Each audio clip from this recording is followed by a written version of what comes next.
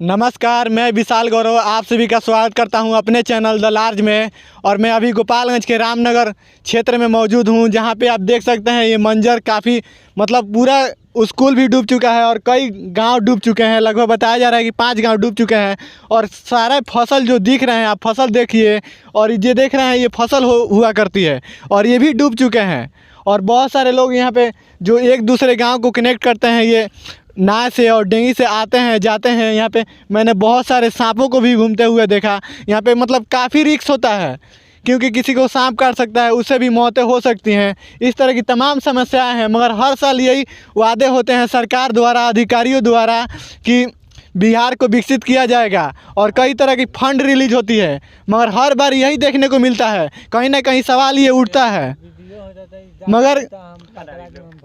मगर अब क्या कहें, हर बार यहाँ पे वोट होती है वो जात के नाम पे होती है। कहीं ना कहीं हमारी भी इसमें गलती होती है। कई बार हम लोग लहर पे वोट करते हैं। मैं ये सरकार से ये सवाल इसलिए नहीं कर रहा हूँ, एक रिपोर्टर के नाते, एक पत्रकार के नाते नहीं, बल्कि एक नाम नागरिक के नाते। क्या यही बिहार है हमारा? मैं पूछना चाहता हूँ, क्या मैं इसी बिहार की कल्पना कर सकता हूँ? क्या मैं अगर कहीं बाहर जाऊँ, किसी महानगर में जाऊँ, तो क्या मैं कह सकता हूँ फ़ख्र से कि मैं बिहार से हूँ? मैं ये सवाल उठाता हूँ, मगर सुनने वाला कोई नहीं है। कोई यहाँ पे बात किया मैंने बहुत सारे स्थानीय लोगों से, मगर अभी तक किसी नेता और एमपी और विधायक की यहाँ पे कोई आने जाने की खबर नहीं है। बताइए, ये बिहार है हमारा, हम इसकी कल्पना करते हैं। बहुत सारे हम वादे होते हैं, बहुत सारी फंडें रिलीज होती है, मगर हर बार यही मंजर होता है। यहाँ पे बताया जाता है और लगता है ये कई सालों से ये चला आ रहा है, ऐसा बताया जा रहा है और हम इसी बिहार की कल्पना करते हैं। और मैं कहना चाहूँगा, इस मंजर को दिखाइए। मैं एजुकेशन की बात करते हैं हमारे नीतीश कुमार जी, कि हमारा कई तरह की योजनाएं लागू करते हैं, मगर बताइए जब ये उद्घाटन किए होंगे, क्या इसीलिए किए होंगे कि ये डूब जाए? एजुकेशन ऐसा एक हथियार होता है कि जिससे दुनिया की हर ताकत पाई जा सकती है, हर चीज़ किया जा सकता है। एजुकेशन ये ऐसा हथियार है। मगर आप कल्पना कर सकते हैं, ये अंदाज़ा लगा सकते हैं कि जब स्कूल डूब जाए, जब पढ़ने वाले भवन डूब जाएं, तो आप समझ सकते हैं कि स्थिति क्या हो सकती है बिहार की। और बिहार का एक ये भी हिस्सा है और मैं दिखा रहा हूँ, और हम इसी बिहार में रहते हैं। और नेताओं द्वारा हर जब भी वोट आते हैं, जब भी चुनाव आता है, तो हम देखते हैं कि कितने नेता बरसाती मेढक की तरह लोगों के बीच जाते हैं। मगर जब समस्याएं होती हैं, जब लोग मुसीबत में होते हैं, तो ये सवाल उठता है कि क्यों नहीं शामिल होते हैं, उनसे मदद क्यों नहीं करते हैं, उनकी बातें सरकार तक क्यों नहीं पहुंचाते हैं, ये सवाल उठता है। और हमारे और आपके चिल्लाने से मैं देखता हूं कि कुछ नहीं होता है। हर बार हम दिखाते हैं, हर बार दिखाने की कोशिश करते हैं, मगर हर बार यही देखने को मिलता है और यही बिहार है। हमें फ़ख्र होता है बिहार में बहुत सारी चीज़ें बदलाव हुई हैं। कब तक जंगल राज के नाम पे नीतीश कुमार वोट मांगेंगे? मैं ये पूछना चाहता हूँ, कभी अपने विकास के नाम पर भी वोट मांग लिया कीजिए। ये बिहार है। और दिखाइए, आप ये मंजर दिखाइए क्या है। कब तक आप बिहार में जंगल राज के नाम पर वोट मांगते रहिएगा? कभी अपने विकास के नाम पे वोट मांगिए, कभी विकास की दुर्दशा है उसको दूर कीजिए, फिर वोट मांगिए। हर बार यही होता है,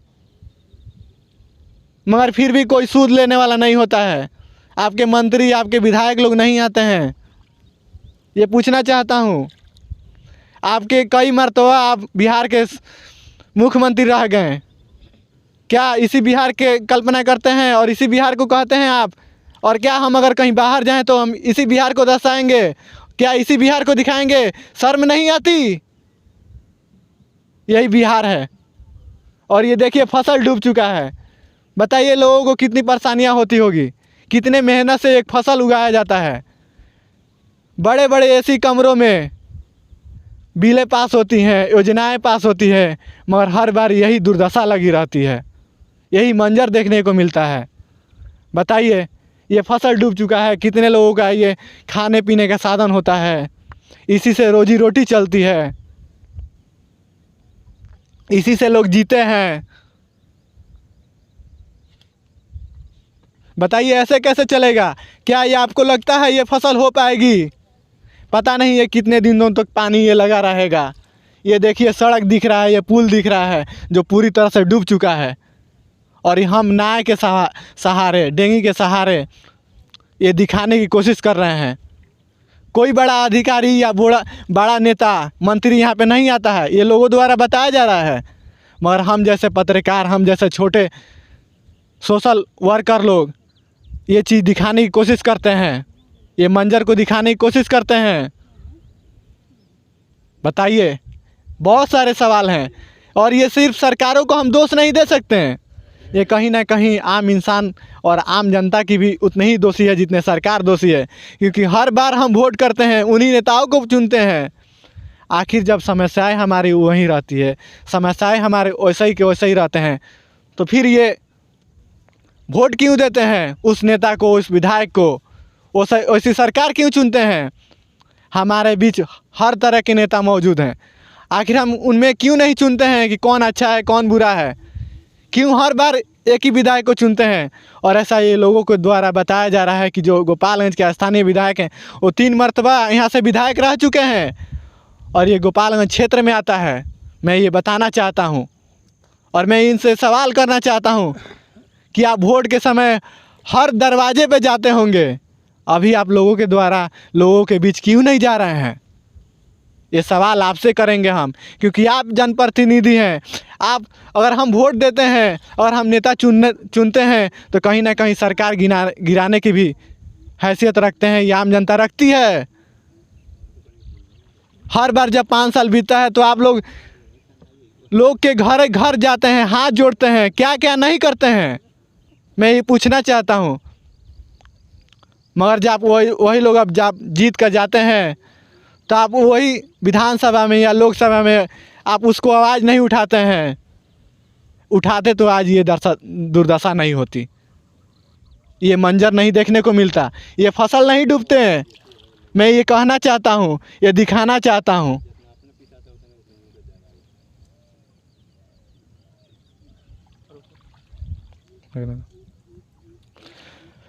मैं फिर दिखाऊंगा अगले वीडियो में, बने रहिए हमारे साथ। इसको शेयर कीजिए, सपोर्ट कीजिए। कोई नेता अधिकारी यहाँ तक नहीं पहुँचता है, मगर हम यहाँ तक आ रहे हैं। अगर इस वीडियो को आप देख रहे हैं हमारे फेसबुक पेज पर, तो हमारे फेसबुक पेज को फॉलो कीजिए, शेयर कीजिए। अगर हमारे यूट्यूब चैनल पर देख रहे हैं तो हमारे यूट्यूब चैनल को सब्सक्राइब कीजिए। और मैं फिर लोगों द्वारा बात करने की कोशिश करूंगा, और अगर दूसरे गांव में जा रहा हूं तो उनसे भी बात करने की कोशिश करूंगा कि उनकी समस्याएं क्या होती है। और अभी इस डेंगी पर भी बहुत सारे लोग बैठे हुए हैं, उनसे भी बात करने की कोशिश करूंगा।